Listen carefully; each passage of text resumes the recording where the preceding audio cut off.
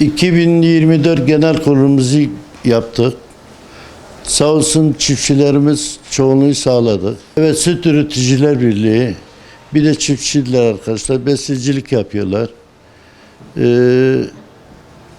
Biliyorsun çiftçiliğin sıkıntılarımız var. Hani yem konusunda olsun, arpa konusunda olsun, süt konusunda olsun, pazar konusunda olsun, her şeyde bir sıkıntılarımız var hani. Talepler işte dediler ki süt birliği ayakta kalsın. Süt desteği 4 yıldan beri biz alamıyoruz. Biz de bunun girişimlerini yapacağız. Elimizden ne gelse onu yapacağız biz. 1000'den fazla. Hem büyük baş hem küçük baş. Ne var? Büyük başta var, küçük başta var. Koyundur, keçi, inek, bunlar var. Büyük baş olanları Batman'dan yetiştiriyoruz, diğer yaylalardan yetiştiriyoruz. Gidip geliyoruz yaylalar.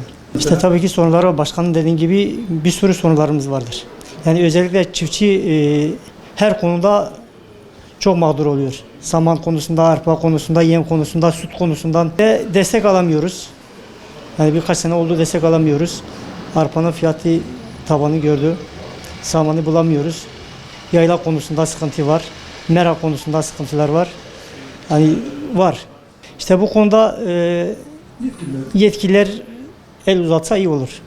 از ورتي حيوان أما حيوان أخذ يدكين ودستكا واش مرة ناي اشترى بيجي مسافة مجرانا يعني زورة سياسات بزيم هيا دوار وموار سياسات بزيم هيا أما أنا كخذ يدكين ومصرف جرانا كابو هاي وجابو هاي ومسافتنا وبوش أمشي لأخذ أم فروشنجي أم دنا سود بيلكي وتم في عتايتنا أم دستكت خازن بحب أم جي بي استفادة ببينين فيدا بقى مجي وبقى سود بيلكيجي فيدا ناق هما يعني زرارة مكارناك